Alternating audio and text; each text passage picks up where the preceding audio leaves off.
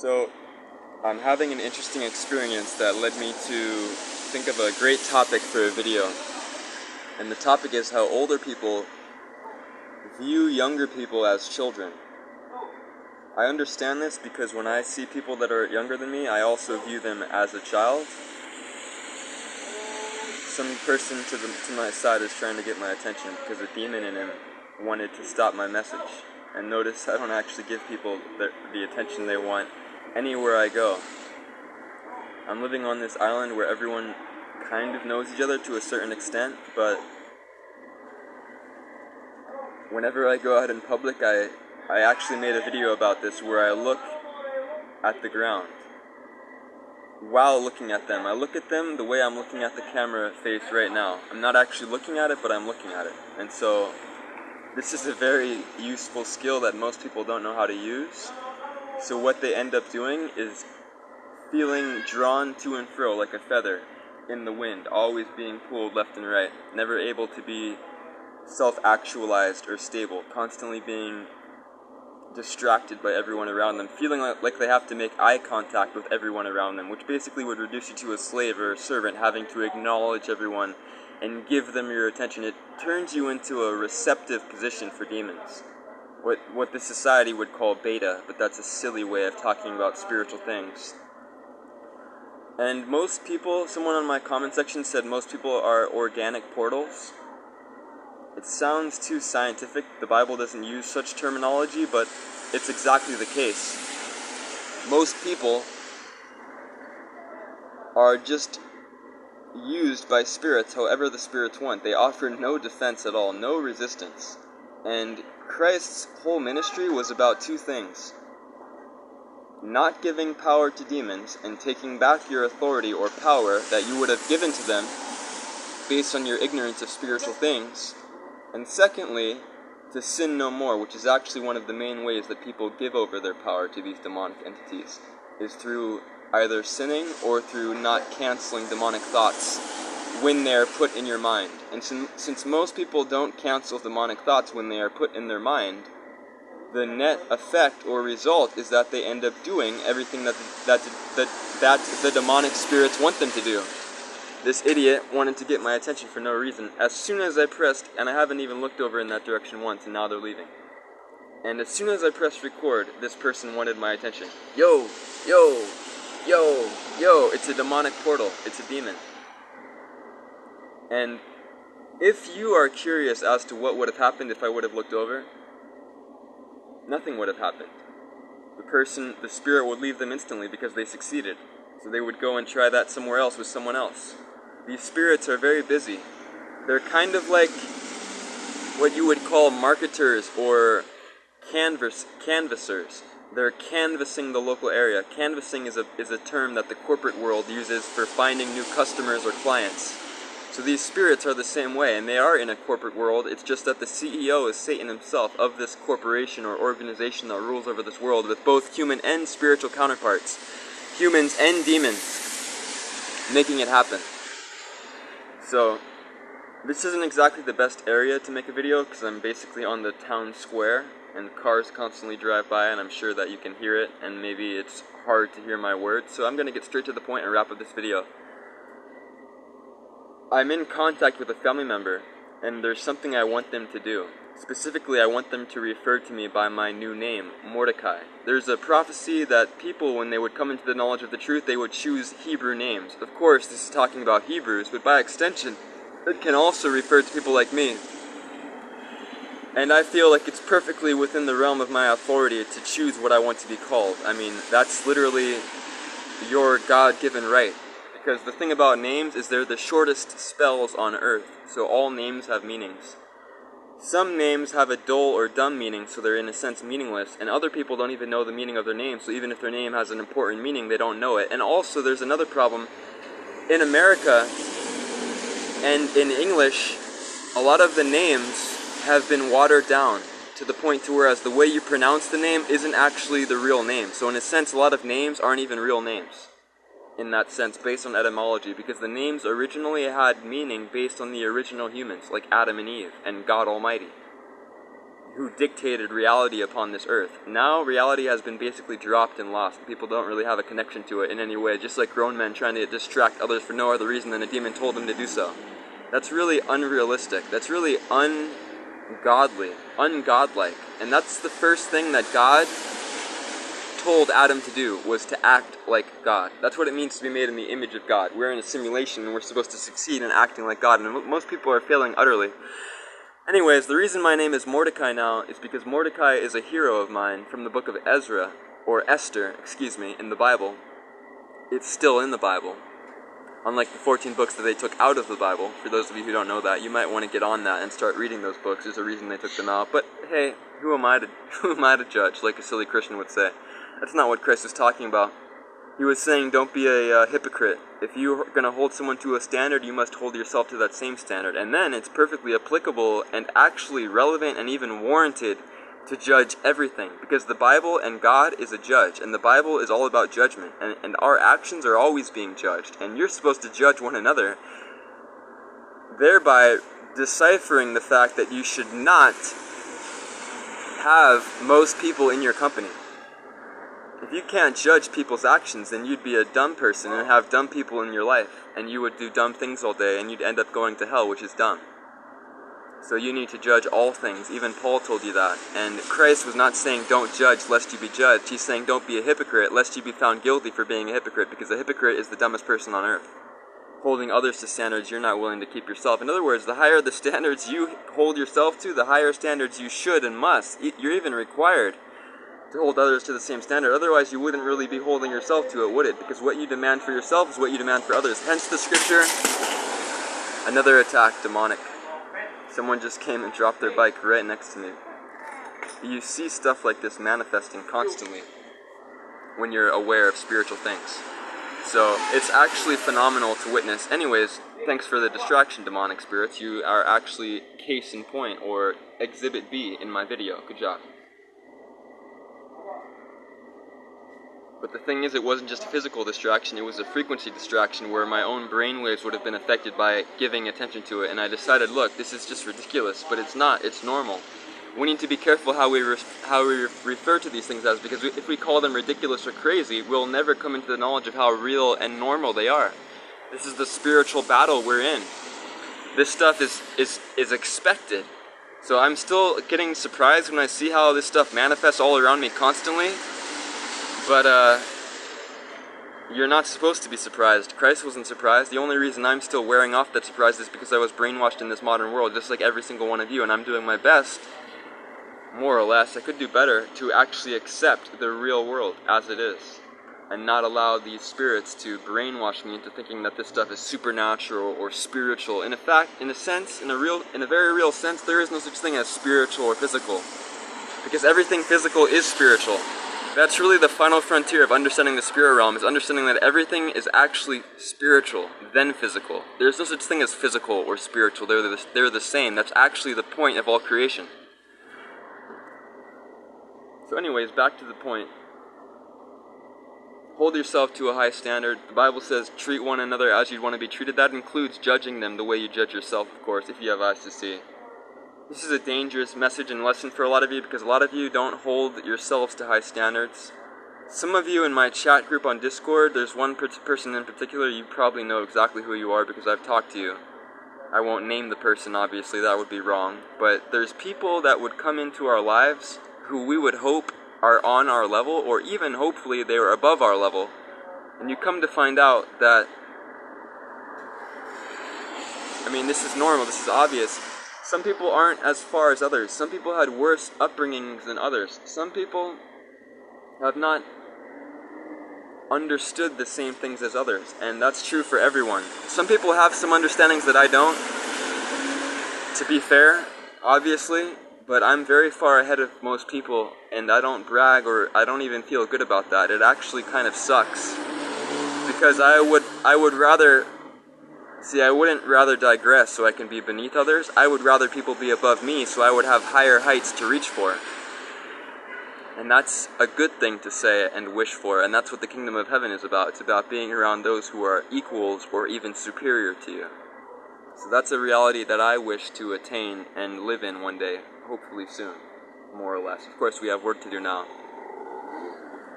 Speaking of the book of Revelation, it's actually very interesting because it's not just about the destruction of the righteous who refuse to take the mark, it's also about the destruction of the wicked, and the Most High God will do supernatural things to protect those who didn't take the mark, because there's not going to be very many of us at the end of the day, and He's going to protect a lot of us, especially His Israelites, but I'm sure even some of us Gentiles like myself. There will be supernatural protection. You will see just how spiritual this realm really is. In fact, a lot of the Old Testament books actually prophesy things. I just learned this from GLCC. That's why I love their channel. They show you the Bible, just like Kevin L. Ewing regarding the spirit realm. They show you the Bible and its various accounts and histories and prophecies in a way you wouldn't have noticed earlier. Like yesterday, they went into the fact that Jeremiah hid the Ark of the Covenant and that it would never be found until the last generation would need it, which is now, during the end, during the Great Tribulation or Jacob's trouble. The Ark of the Covenant would be successfully hidden until this time. Why and how? Because of portals. And it talks about how these people were tracking Jeremiah as he took the Ark of the Covenant into the wilderness somewhere, or something like that. And they were tracking him, putting notes and markers on trees and trying to figure out exactly which cave or whatever he went into. And then they lost their way all of a sudden because the Most High implemented a portal where he was right there, but they couldn't see him or follow him any further. He shifted the... I don't want to say dimension, that's the term Hollywood would use, but that's kind of false because it's the same dimension, it's just that a spiritual chasm has been invoked, so to speak. A spirit, it's like the Most High has the ability to edit this world, just like the Hunger Game elite had the ability to edit the atmosphere that they put the tributes, as they called them, into. The Most High is able to edit this reality just as much as they were able to edit that arena, because this place is really an arena for the spiritual war that we're in. So finally, the last point I have to talk about, or the point I actually came and pressed record in order to talk about, is that older people view you, especially if they're your family, especially if you're the parent, they view you as a child. Because I'll tell my mom something multiple times and she won't listen. And right now I told her, look, my name is Mordecai now. Names are the shortest spells on earth. I need, no one here where I'm living now, no one on this place was ever supposed to call me by my old name. But because of my mom, now some people are. Is it the biggest deal ever? Actually it is, because your name affects your whole life. Your name affects the frequency. And what I'm doing is very Mordecai-ish. Very Mordecai-esque. Mordecai is a hero. He stood up to unrighteousness and warned the people and played a huge role in building God's kingdom during a corrupt time. Hence, my name is definitely Mordecai. So, it's just an example to watch out for. That's why there are such scriptures as those that say, don't let anyone look down on you because you're young. There's a reason for that. And when you look at most old people, they're actually just as much in the world as anyone else, obviously. People are lost in all generations. But something else you'd realize about a lot of old people, and I wish this wasn't true, but not only they're in the world, but they're washed up, they're weak, they're trying to sap your energy. They see the youth and vigor and the energy and even the physical health, and kind of it's like they're jealous and they want to stop you. They want to harvest your energy or harness your energy or purpose or power. They want to have you do their will for your life, not God's will for your life, not even your own will for your life, not even Satan's will for your life. They want you to do their will for your life. It's totally satanic. It's like a zombie-esque type of reality where people actually suck the life force from one another, especially the old doing it to the young, and the weak doing it from the strong. Hence the quote, we must protect the strong from the weak. And this is a reality that's always been prevalent on this earth, where people try to harness one another's energy like crabs in a barrel. There's actually a couple types of people on earth who actually live like this, but then even all people who are lost, they all have this in common. So be very careful. Don't allow anyone to look down on you because you're young, especially if you're doing God's purpose and they've never stepped foot in God's kingdom once in their life, have never done anything to build God's kingdom. Don't allow such people to actually be even in your life, even involved. Don't even look at them with your pupils. That's something I've noticed recently, because every time I go in public, I never make eye contact with anyone unless I'm purposefully speaking to them, which is very rare. Only when I'm doing my business, then I look at them right in the eyes, because I want them to see who I am and what I want and understand what I'm what's the word? What I'm advocating for, or what I'm speaking up for. There's a better word for it. I'll think of it in a second. You have to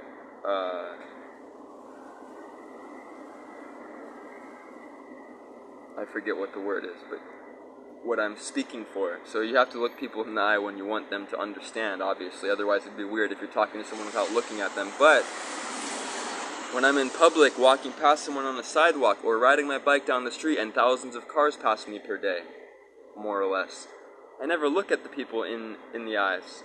It's a car. You're not a human until you get out of the car, and then I still won't look you in the eyes, because I have no reason to. And the thing about your eyes is that your pupil is the portal to your soul. Your pupil gives off the energy, and your pupil is a covenant maker or agreement maker or breaker. So by looking people straight in the eye, you're creating covenants with them, and this is actually disrespectful in some countries, or at least it used to be, even in very recent times, like Indonesia. In their culture, you don't look strangers in the eye because it's invasive. It's unnecessary and it's invasive. It's almost evil. It's almost immature and disrespectful. And I understand this perfectly because I don't look people in the eye. But I don't hide from them. I don't even ignore them. I look at them. I just don't look at them directly. Like right now, I'm looking at my face on the screen of my camera. I'm looking at the pupil of the camera, so to speak, or the iris of the camera, I think they call it. I'm looking at the camera circle right there, but I'm not actually looking at it with my pupils. And if someone drives by, I'm looking and watching them the whole time. But I never am going to meet them with my pupils, because once you meet them with your pupils, there's an energy exchange, and if you're doing God's will and they're not, they will have harnessed your energy. This is how energy vampirism works. If someone of lesser power tries to distract you, or if you take someone seriously who's not on your level, then you'll be dropped to their level. If you consider or have someone in your life who you shouldn't, then you're wasting your energy or purpose. You're literally sacrificing it, even selling your soul in a sense, or trading your purpose. If you have people in your life and you refer to them and treat them as your friends, even though they belong to Satan, then you are a clown and you probably won't make it into the kingdom. You have to give those people up out of your life. This is rudimentary, very basic understanding and knowledge. And that's how it works. And finally, there's one more way that this is very important and manifests spiritually, which is the same thing as physically. So it manifests spiritually, physically, or physically, spiritually, which is in your dreams and even in your life. If someone in your dreams or even in your life says, hey, follow me, or hey, let's go to my house, or even, hey, I'll buy us a drink, or, and of course you shouldn't be drinking alcohol, or hey, I'll buy us dinner, or hey, let's shake, here's my hand, shake my hand, or fist bump me, or in your dreams, someone, and you start having sex with them. And notice in your dreams there's no build-up or foreplay. All of a sudden you're having sex with someone. That's very strange. It never happens like that in real life, and it even shows you even more so. Dreams are metaphorical, and everything that happens in your dream is literally described in two contexts. There's only two outcomes of any dream. Three, of course, if you include the very rare types of dreams, which is when the Most High himself is hosting the dream. In other words, the kingdom of light, as opposed to the kingdom of darkness, which is like 95% of your dreams, maybe even 99, sometimes 100% of your dreams for a whole year in a row.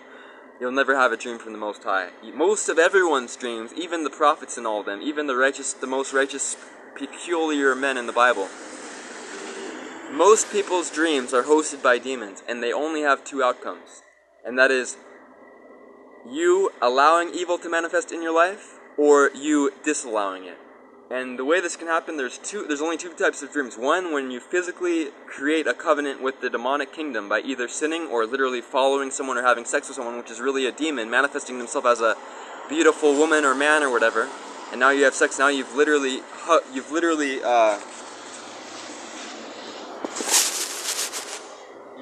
shaken hands with the spirit. You've literally created a legal authority.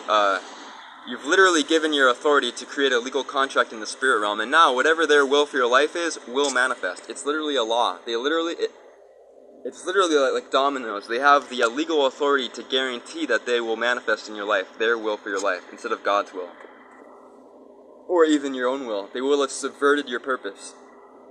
So this can happen either by you sinning in a dream, if you're the active main character in a dream where you're doing things or watching things being done to you, then and if those things are negative, like you forming an agreement or committing sin, both is the same thing. You're forming an agreement with the kingdom of darkness. Sin is the same thing as forming an agreement, because when you do a physical sin, what you're actually doing is following the frequency manipulated thought patterns that have been placed in your mind by demons. So if you do what they've told you, you've created an agreement with them. In fact, the agreement actually happens in your mind before you even do it with your body, because the two are actually the same in many ways. The spiritual is the physical, and the physical is the spiritual. So this is why Christ, he was breaking down the spirit realm when he said, if you even have lust in your mind, you've already committed adultery with a woman or whatever.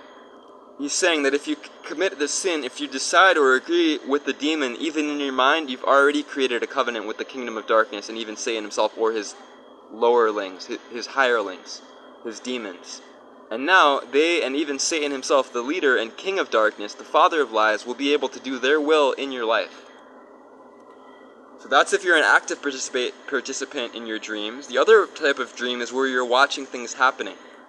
Most dreams are demonic, because what most things actually mean, and you would need the revelation from the Bible to understand what it's actually representative of, because all things are representative. That's how most dreams are demonic, even though you wouldn't realize it. Like if you're showering in your house, that's demonic because it means you're unclean spiritually. If you're swimming, that's demonic because you're lost. If you're being fed in your dream, that means you're spiritually starving, which is demonic. If you have sex with someone in your dream, that's demonic, because no matter who you think it is, it's actually always a demon. Even if it's your own wife you're having sex with in a dream, it's a demon. If you hug someone in a dream, it's a covenant with a demon. If you shake someone's hand, that's a covenant with a demon. In your dreams and in your real life, this would show you need to be very private. You need to not hang around other people. You need to not mingle and mix with everyone around you. Don't even look at them in the eyes. Like me, I literally never make eye contact with people, but I never ignore them either. I'm watching them, just not with my pupil, because the pupil is where I create the covenants with, and same with you. Your pupil is the portal to your soul, not your whole eye, only the center. And like I just said, that everything is metaphorical, your pupil is metaphorical for the center of the universe, which is God. The most important centrifugal figure of all of creation is God. The same is true for your eye. The pupil is where your attention and your soul manifests, in the very middle of your eye. So what you focus on is what you're giving your power to. So don't focus on people around you, because you are supposed to be more righteous than them, and if you're watching my videos, you are. So don't look at people around you, because they're going to want to look at you. You should not look at them, unless they're keeping the commandments. Then you can look at them all day. Even you should. You should treat your brothers and sisters very well if you're ever able to actually meet one. There's billions of Bible reading people on earth, or at least they pretend they do. But none of them are really your brothers and sisters, unless, actually, literally, none of them are your brothers or sisters, unless they're doing God's will. And the problem is no one on earth is doing God's will, because the problem is all of these religions teach people that they don't have to do God's will. They can just believe and be good people and all this garbage. You have to keep God's commandments and do God's will for your life. And now, finally, there's a third parameter. You have to not take the mark of the beast. And then there's a fourth one that was in place and play even before Adam even sinned, which is that you have to act like God. And all these people are failing all four categories. They're not acting like God. They're not rulers. They're not leaders, even over their own life and affairs and actions and thoughts. They don't take charge with righteousness. So they failed even the first requirement that was placed on Adam in the beginning, before the laws were even given. A lot of them have already taken the mark of the beast. They're not keeping God's laws, and they're not doing God's will or purpose for their life. They're not fulfilling their purpose. So that's 4 strikes. That's the 4 cornerstones of our responsibility on this earth as human beings. And most people around you are not doing any of them. And when I say most, I very confidently, with no exaggeration involved, say 99% of people. The question is, what percentage of the last 1% is it? And it's unfortunately 99.9999. I think 4 nines, which would mean 1 out of 100,000 to be safe. Sometimes it'll be 1 out of 10,000, sometimes 1 out of 70,000, sometimes 1 out of 20,000. But to be safe, don't expect it to be more than 1 out of 100,000. So if you live in America, there's 300 and some million people, so that would mean 1 out of 3,000 people. or something like that, or actually only 3,000 people, excuse me. Of course, the odds are much better than that now within the past decade, where more people are learning the true doctrine of Christ. So now, I would think 1 out of 20,000 or so, because if you think about the last 10,000 people you saw, probably none of them know the true doctrine of Christ. But if you think about the last 20,000, there's probably one of them in there. So let's say the odds are around 1 out of 20,000, which is far less than 1 out of 100. So the percentile is like it's like 99.995 or something like that, are not doing any of those 4 parameters. Maybe 1 out of 20,000 is doing some, or hopefully all. Those people, you don't need to worry about too much. But everyone else, you need to worry about them a lot, in the sense that you don't pay them any mind. You don't need to actually worry about them, but you need to be wise as serpents, harmless as a dove, like Christ said. This is what it means. Now I just broke it all down for you. Be careful of the people. Don't let anyone look down on you because you're young, especially because they're probably literally trying to harvest your energy physically and spiritually, because they never fulfilled God's purpose for their life and not keeping any of His commandments, and they're totally watered down and broken. And they're responsible. When I say broken, I don't mean they need you and they're victims and they're emotional and it's sad. No, that's not what I mean. I mean, they have chosen to be broken and they want to break you. Get it? Being broken means sin. They've chosen evil and darkness by their decisions. Waking up to this truth, it begins with the frequency placed in your mind, just like sin does, which is what the book of 1 Corinthians, I forget what chapter, but the whole chapter is dedicated to how you must take all thoughts into the captivity under the knowledge of Christ, and not let them take you captivity and form a stronghold over you. It's talking about demons giving you thoughts.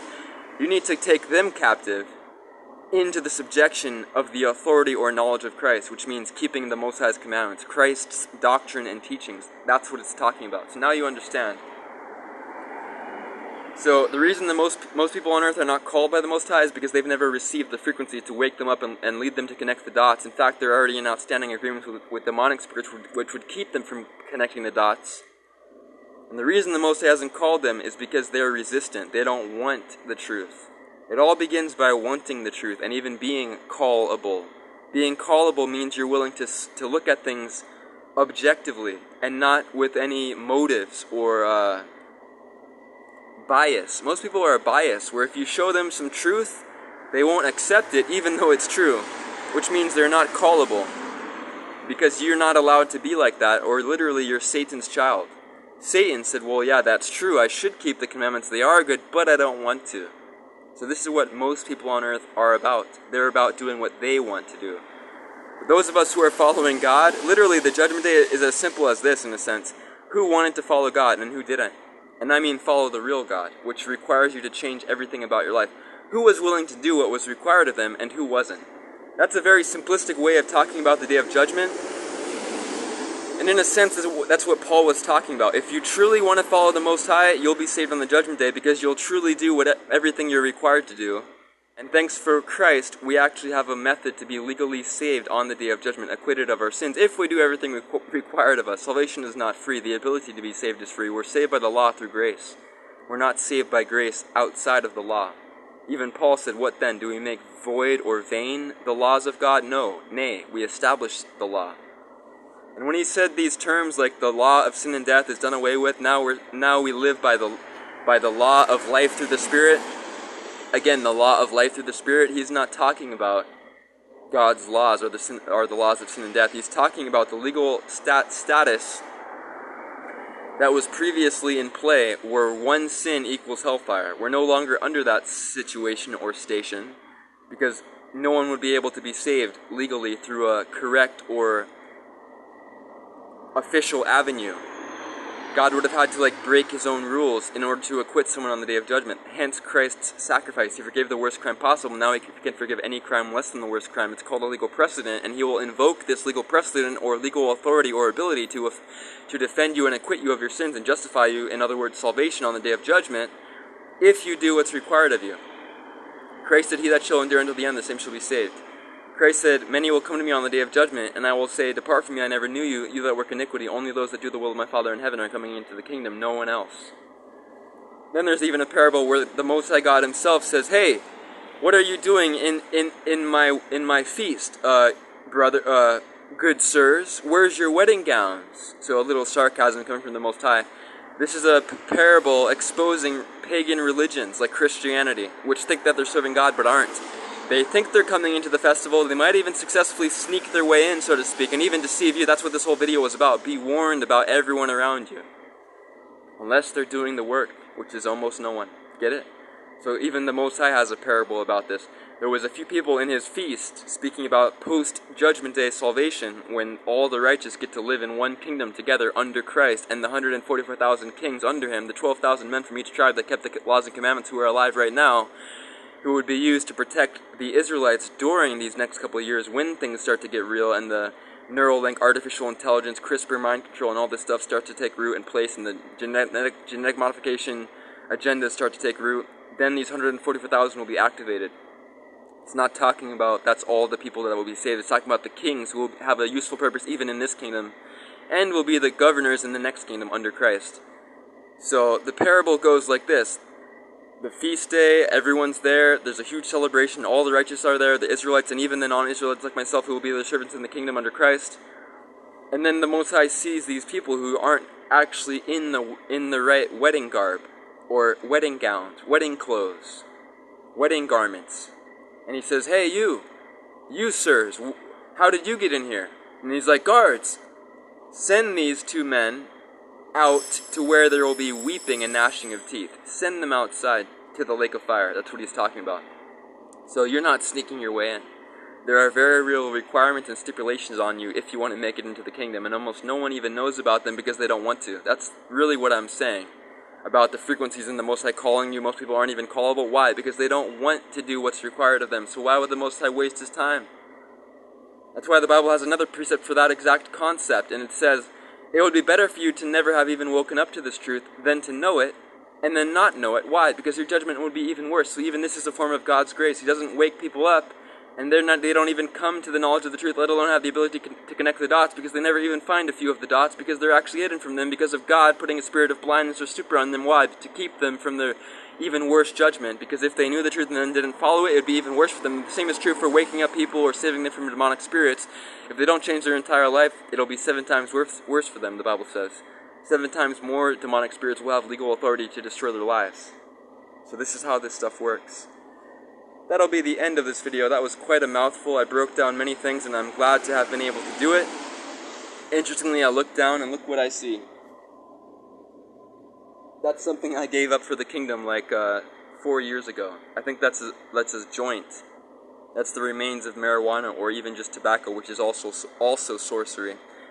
Revelation chapters 7 through 20, I forget exactly which one besides chapter 19, verse 20. Or actually, I think it's verse 19, verse 20 says that the false prophet deceived people through his miracles, which is talking about Christian church telling people to take the mark of the beast. When it says his miracles, it's talking about how there's no separation between church and state, and the Freemasons who developed the mark of the beast, which is this thing here. The same people who developed that are the same people who founded these Christian religions, all of Christendom. Freemasonry is in control of it all. So when it says the false prophet deceived them by his miracles, those who took the mark of the beast, it's saying that the false prophet convinced them to take the mark of the beast, like your local Christian church, telling people, it's okay, go and take the thing, it's good for you. Using his miracles, which is because the ones who started these Christian churches and pay for the land and real estate and build the buildings and place their own pastors there to deceive people, literally Freemasonic agents, they're the same ones who developed the mark of the beast, because there is no separation between church and state. Freemasons control the churches and the so-called laboratories. They control it all. Furthermore, the Greek word that was translated into the English word pharmacy, or excuse me, the Greek word sorcery is from the English word sorcery is from the Greek word pharmakia, which is the English word pharmacy, but in the Bible they translated it as sorcery, even miracles. And it includes anything that changes your mind state, or in this case, your DNA, the mark of the beast. This thing here. In case you missed it.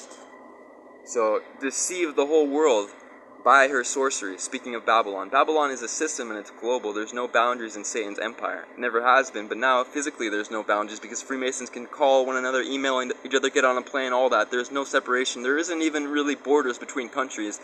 They're all corrupted and controlled. It's just a puppet show for the civilians to think that they have beef or arguments with one another, speaking of country and country, when really they're all controlled from within by the devil himself. That'll be it for this video. Shalom. I'm not sure where I'm going to upload this, but check out my other channels. They all have the same name, Revolutions for Tomorrow. I have many. Shalom.